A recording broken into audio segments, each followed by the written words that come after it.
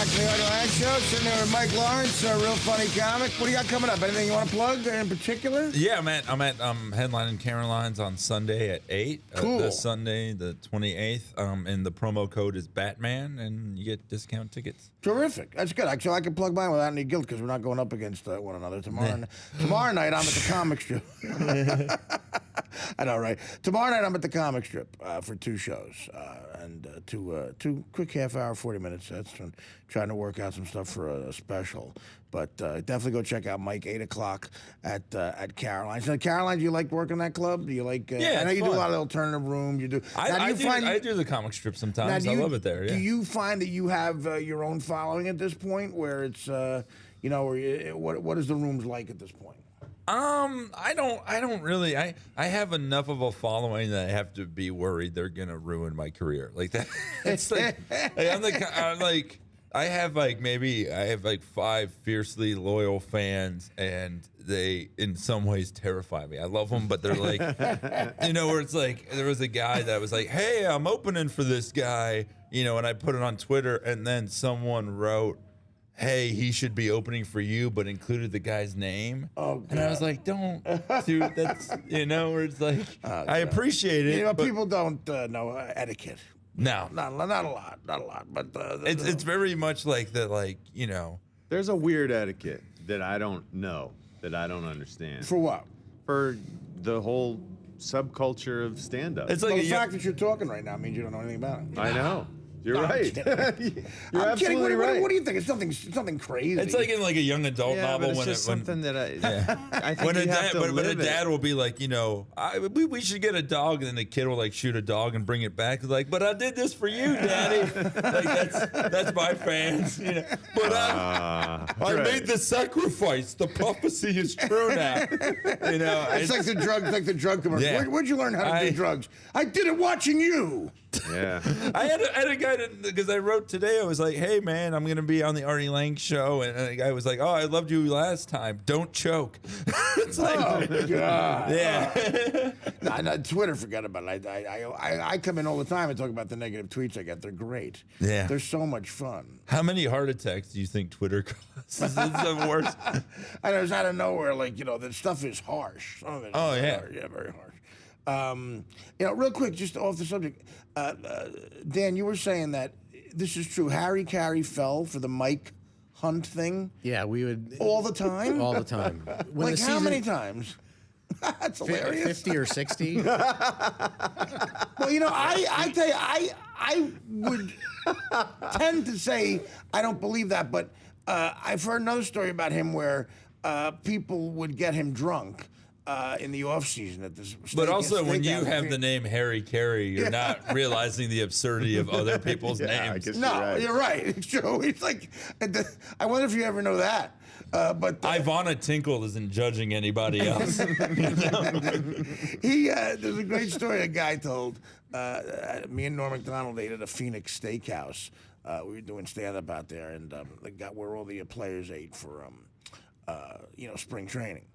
And he said Harry Caray would go there, they'd get drunk, and they would pay a waitress to get topless and walk through the restaurant topless. And they would all pretend they didn't see it. And Harry Caray thought he was hallucinating. He would go, "Hey, is anybody, that girl's breasts are hanging out." Harry, what are you drinking? Are you on acid? Does anybody not see this? Nobody else sees her breath. She's naked. Harry, you got to go to the hospital or something. No one else sees her breath. You think that would be that seems like an ultimate sports fan dream to me, to afford to have one of those guys commentate your sex life. He's going in for it. Oh that my was God. fantastic. He's going all the way. Phil Rizzuto. Phil Rizzuto in the Meatloaf song. Absolutely. Oh, yeah. That's a great story about how Phil Rizzuto had no idea what they were doing. He found that out later, and he wanted to sue Meatloaf or something. Really? When he was asked, he's like, I like Meatloaf. It's delicious. Yeah. Phil Rizzuto had no idea what the context of the song was. And then when he found out it was about sex, he was like, that Huckleberry. Yeah. When I was a kid, my dad told me that the female singer that was named Mashed Potatoes, and I believed that for years, that it was Meatloaf and Mashed Potatoes. So I would tell all my friends, Mashed Potatoes is really great on that song. They did the whole thing where the woman in the video wasn't the woman who actually sang it. Right. No, I know. Yeah. The chick in the video is hot. And the chick who sings it has a great voice. Right. Mashed potatoes, my God. Yeah. With some gravy. So now, have you heard Mike's? As a comic, Boschetti, is going through some financial struggles. Do you think what is the financial world of comedy? You think, Mike, for the average comic? Do you think comedians are underpaid in this country? Well, $20 for health insurance, $0 for heating. It's the McDonald's budget. Get a second job. You need. It's almost like you need a steady gig sometimes. Oh, it's right. Like I love my girlfriend. I want to. But. No. Yeah. And she has a fantastic one. No. I want to get married within the next year and all that, but it's that whole thing of always waiting. Hard. There's nothing more, like being a comic is like being a character in The Grapes of Wrath. Like all I It's need that is just bad. we're gonna go to California someday. I swear. Like it's the desperation. We'll be fine. We're the people. It's never getting out of the Great Depression. It's just Never getting out of the Dust Bowl. yeah. There's this like Wherever there's a comedy club manager beating up a guy, I'll be there. Did you hear they're bringing back Comics Unleashed? Is that really how you feel? No, I mean is that being a comic is like having to Comics like, Unleashed? having to break open cactuses with your bare hands because you're thirsty. What do you think about that, Mike? Is that No, true? it's- Is the state of comedy that bad? Your thoughts on this? There's a lot of talent out there that's new that I've seen. I think you're great, Mike. I've seen Oh, thanks, man. another guy that was on there, Michael Che, was awesome. I Oh, see he's a lot of good fantastic. talent. Yeah. Okay. It's just a brutal business no matter what time period. We should you're do in. this every week. Bochetti's list. He'll make his A-listers. Yeah. Like you made the first two. But Bochetti's Young Comic Special. No, Yeah. I would really That want. I'd love to see. That what I want. I'm serious. I would love to do that. All right, calm down. One thing at a time. You got the merchandise. You got the hats, Loser Rooney hats. No, but what I was saying was, I'm very happy here. I make great money here. But the thing is, We'll be back right after this. All The right. Artie Lange Show.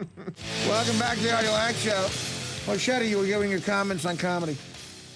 yeah, like I said, it's. I've watched some. I watched some comedy recently that I just like. It's good. A lot of new stuff out there. It's fresh. It's different. It's like when I started, and when me and Artie started, there was no net. There was none of that. The crowds were brutal. We were doing comedy like in the early '90s at the Cell, like late night. You have to follow like a young Louis C.K. at Hell, and these guys were headliners already. Wanda Sykes, people like that. But it's hard and good with the net. But Well, you make it sound like the Wild West. no, it wasn't I that don't remember easy. being that hard. No, I mean, yeah, following David Tell at 12 o'clock at night when doing comedy a year and a half. Is that what you did? No, it was. No, I passed the cellar. Sometimes you duel a man for a check No. spot. No, I passed the cellar back in '94. Right. Why'd you Late night. stop and go in? I don't even know. I haven't been there on in a long time. She didn't even probably know me. Esty? Yeah, I doubt she. No, she knows you. Come on. I don't know. I really never met her. I've seen her a few times, but I Well, who never- passed you, Manny? no. Mike Royce used to pass people. Oh, right. Royce. Back That's in right. '94. That's right, Royce, my God. I think there's a lot of great things about comedy now, because like the one thing that's fantastic Sure it is, absolutely. is the more specific you are, the better. Definitely. Definitely. There's definitely a chance if you to stand out if you're good, if you're original, definitely. Yeah, and that there's so many more ways to put out content, so it's like That's for damn sure. I mean, you could really. That's the thing. You don't necessarily, like, some people might not have the chops or the guts to get up at a club, but they can establish themselves as being a funny person in different or areas. just to see someone, like if you see someone on a late night show now or something, they do a 5-minute set. Right. You could then go online and literally listen to hundreds of hours of their podcast true. or their videos, and I think that's the one thing that's like fantastic is it's harder in the way that the avenues that existed don't mean as much anymore because Right. the portal's closed. Right. There's only so many ways, only so many people who can get through in a certain You're right. way. No, you're not So- gonna. You're right. Exactly. Yeah. It's so in that way, I find it exciting just because it's like I couldn't do a lot of the stuff that I used to do, but like having the album called Sadamantium and Right. doing the comic book jokes. Exactly, you're able to do stuff that you could never get away with on a big time label because Yeah. right, exactly. But it's fun. Yeah. You get to be more specific, like you said, and fun. And I don't want to that have makes to it more appeal interesting to everybody. Right, exactly. That makes it more interesting, without question. As a creative person, Yeah. you know. But you're right. It's like the TV, you know. Like, and I got kind of lucky where I just made those days where getting a spot on Conan really meant something. Now 900,000 people watch Conan O'Brien. You know, it's like it's What it it's used to be. terrible.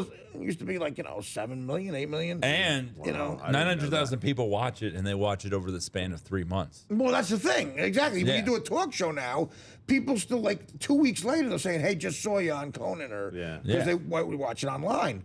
But, you know, the 900,000 people on Conan. Remember last time I did Conan, I was all excited because I love Conan, and I first did it in '96, and it's still going to be a big deal to me to do a talk show. And a younger agent who worked in my manager's office, a younger manager who worked at 3 Arts, said to me, you know, it's actually a bigger deal to get, you know, I was plugging a gig I had at a theater in St. Louis or something, and he said, you know, Art, it's actually a bigger deal if Ashton Kutcher would tweet that you have a gig in St. Louis than doing it on Conan O'Brien. Yeah. That's a dagger. But what I That's- did- and it's true yeah. though, but it's true, and that's a real whoa. Has the business changed? I did Conan last year, and instead of plugging a date, I have a podcast called Nerd of Mouth, and that's what I plugged Plug because the pocket, sure, why not? Yeah. they'll go to the website, they'll go to the And podcast. you'll see all the dates. Yeah. Right.